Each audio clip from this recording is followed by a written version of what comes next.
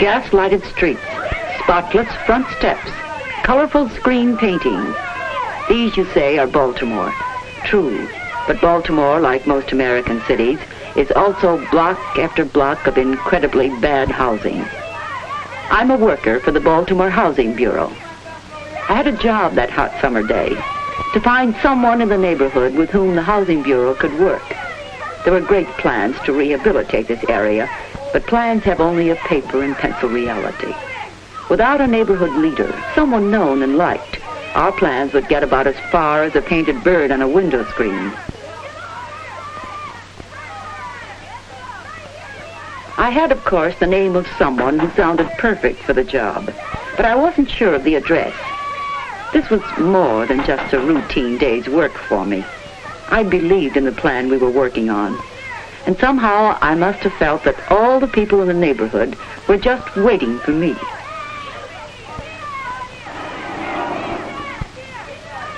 It seemed like another world, deserted, unpeopled, but not without a life of its own.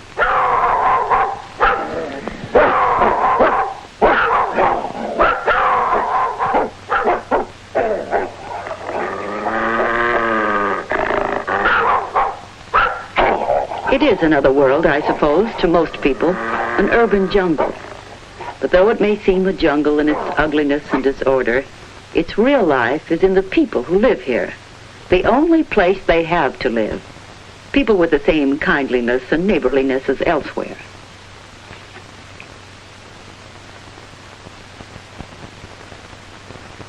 But I wasn't doing too well in my search. It was as though I'd stepped into a strange city, a city from which all people had fled.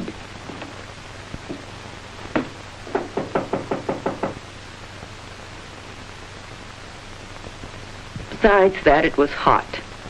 At this rate, it'd take years to get anything done. It'd already taken long enough to accomplish what we had. But at least we'd done something about things like this.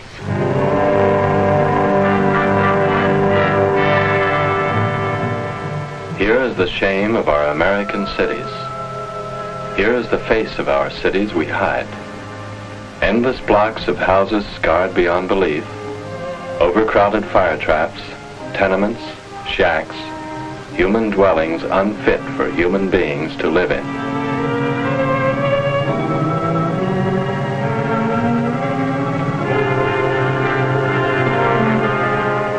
In Baltimore, as in all large cities, such conditions went untouched for years. Then a new approach. A young social worker just out of school went into a blighted area to report on the work of social agencies. She was shocked by the housing conditions she saw. Her report, an indictment of Baltimore's indifference, interested three people: the Director of Public Welfare, the Commissioner of Health, and a newspaper editor.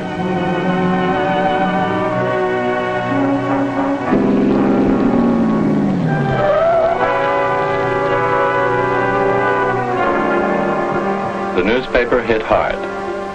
To the people of Baltimore, such conditions were impossible, but there they were, as common as the daily paper.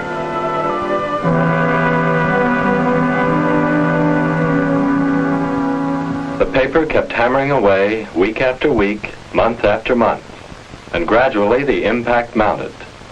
Aroused by the hard-hitting news stories, groups of citizens organized the Citizens Planning and Housing Association and met with city officials.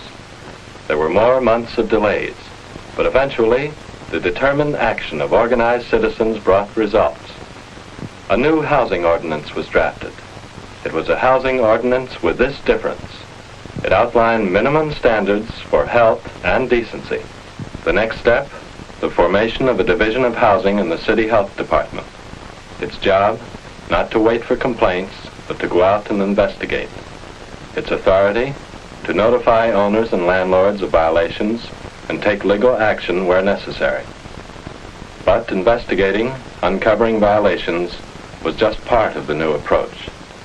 The facts had to be brought to public attention time and again. The facts of the hidden costs of slums. A fire casualty. Here was the direct appeal to the conscience of influential Baltimore. its businessmen, its lawyers, its clergymen.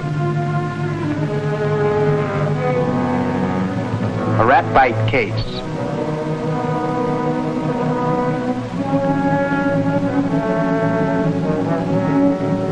Lack of fundamental sanitation.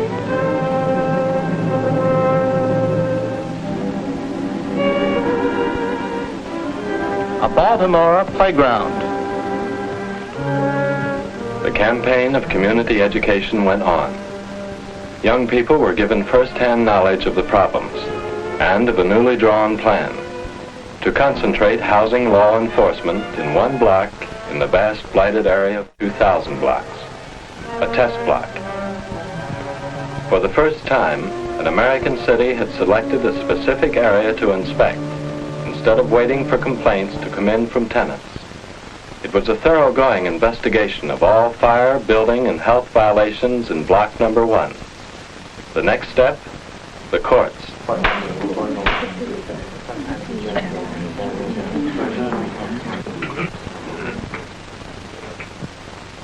This case came before another court last month? Yes, Your Honor, and it was postponed 2 times before that by 2 other judges. Well, I'm not going to postpone it. I've just disposed of a case of murder. I have 2 other crimes of violence on my docket. 6 cases of armed robbery, 1 of assault with intent to kill. You say this landlord is guilty of violating the housing code.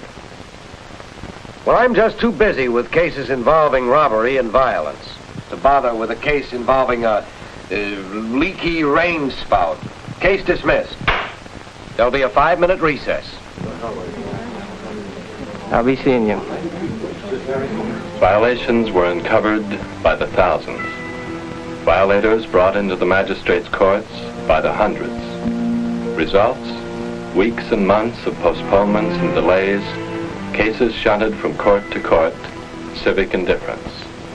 Results in block number 1, disappointment and resignation on the part of tenants forced to live in and pay rent for slum dwellings. The continuation of blight with its attendant hidden costs of human misery and deprivation. The housing law enforcement program, for which so many had had such high hopes, seemed unworkable. But then something happened. Once again, the determined action of organized citizens brought results.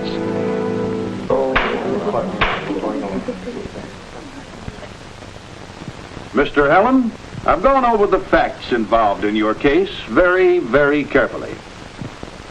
I find that you make your living from being in the real estate business. But when you rent a house, you contract not only between yourself and your tenant, but also with the community. This is the 3rd time that you've been before this court. You've had ample time. I think that the city has been more than fair in this case. The houses you rent, houses which you do not keep in decent, livable condition, are a menace not only to your tenants, but to the city of Baltimore. Mr. Hallen, I therefore find you guilty, and the fine is $50 and costs. Next case. I'll be seeing you. A housing court, the first of its kind in the country. A special magistrates court to handle all housing cases and only housing cases. Here were the basic ideas of the Baltimore plan at last. Make minimum housing standards a legal requirement, and then enforce the laws. The Baltimore plan was on its way. Yes, but now the Baltimore plan was to be tested, not just with single blocks, but with a neighborhood of 27 blocks. This was to be the big test. Education, social services, law enforcement, citizen groups, all resources of the community working with the people living in a blighted neighborhood. If I could find a neighborhood leader. No, I don't wanna. Was this woman the leader I was looking for? No, she was not. I was about ready to give up. I'd never find her. But just then... Help, I'm gonna fight. Help, come here. Mother, mother.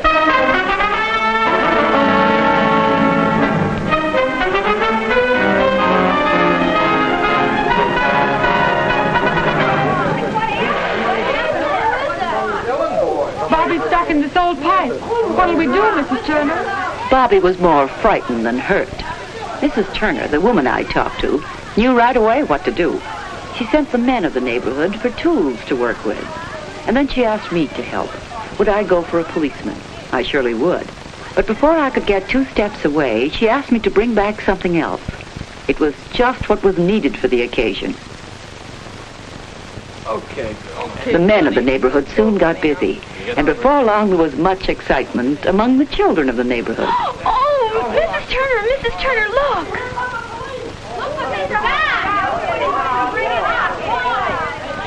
Ice cream cone. An ice cream cone, just what Mrs. Turner had ordered.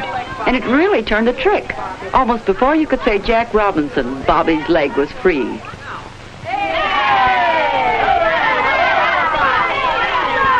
Here was the cooperative spirit we needed for our program. Here was natural kindliness and neighborliness. And here at last, in Mrs. Turner, I'd found the neighborhood leader we needed.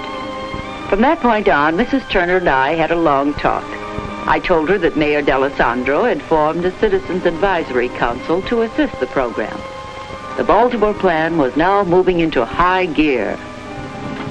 We'd brought in the facilities of the United States Public Health Service to measure housing conditions in the pilot area before the program and after. Out of 2,000 blocks of Blight, 27 blocks. This was the target, the goal.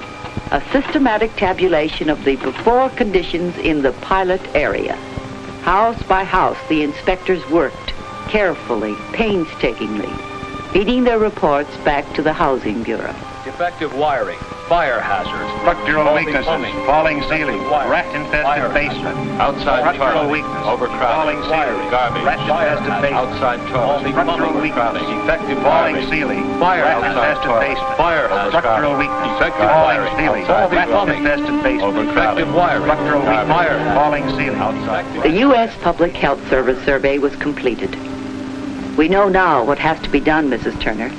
And that's where you come in. People like you and respect you. Will you take the job of volunteer neighborhood chairman? Mrs. Turner looked out across the backyards and said, I'll be happy to.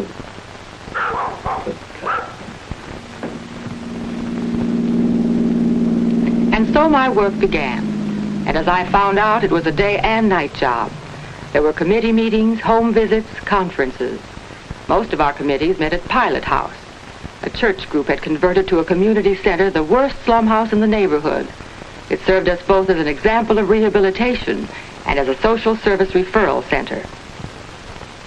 With the help of Pilot House and the Housing Bureau, my 2 chief assistants found block captains, men and women who were willing to work, and work hard in their own blocks. We met to plan our part in a citywide effort to interest and involve all the people in the pilot program. City officials, schools, newspapers, social agencies, individuals, everyone planned for the Blitz block. This was enough drama to involve even the most indifferent. It was a wholesale attack on one block, with the block captain, the mayor, and the heads of the city departments officiating. It was good to know that the city officials meant business. It was good to know, too, what could be done. And soon, throughout the 27 blocks, the walls came a-tumbling down.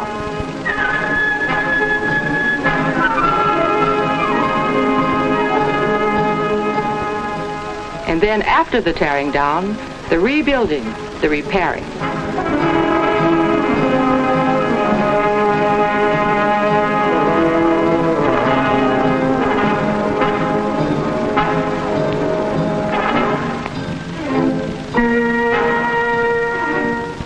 Our hard work began to pay off. Soon, the houses and yards of the pilot area took on a different look. But there were problems. Some owner-occupants simply could not afford repair costs.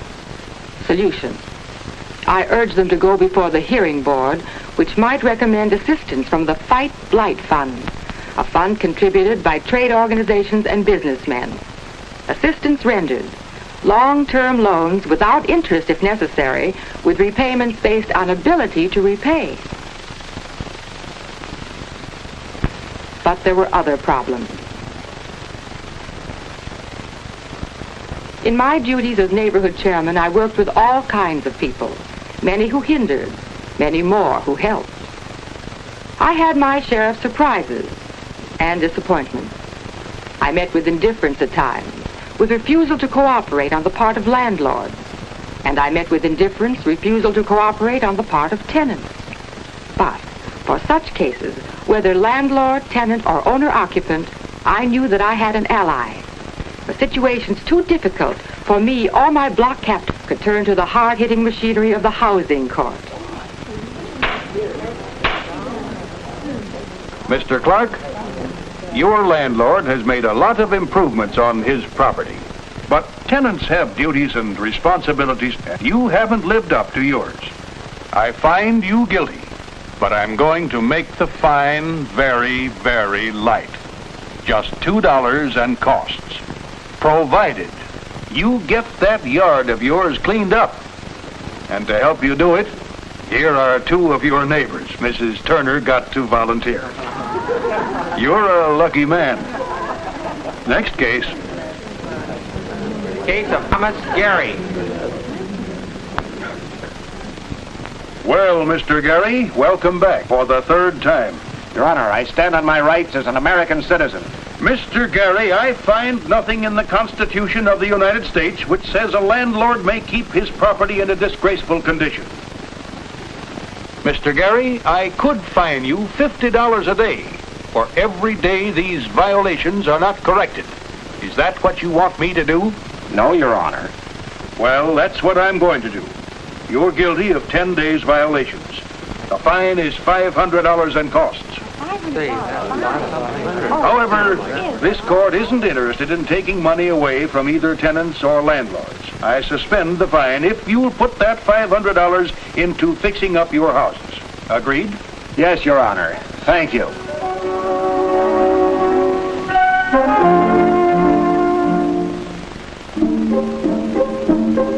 And at this point, even Mr. Gary had to admit that punishment in Baltimore's housing court did in fact fit the crime.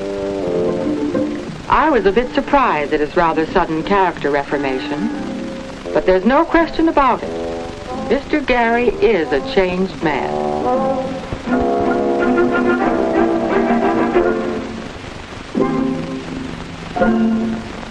Big man, you're dead, Bob. Children playing in sunlit open spaces.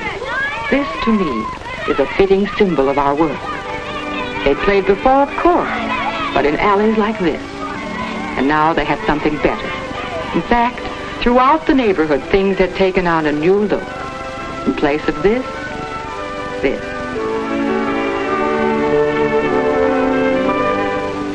Blighted backyards had become flower gardens.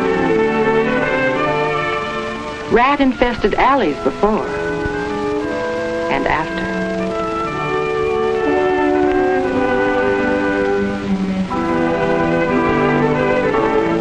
Cluttered backyards before and after. A neighborhood like this can become this. This, then, is the Baltimore plan. It cannot work miracles. There are slum areas beyond recovery. But for those areas worth rehabilitating, the Baltimore plan can work. And together with a program of redevelopment and new housing, both public and private, it can remake a city.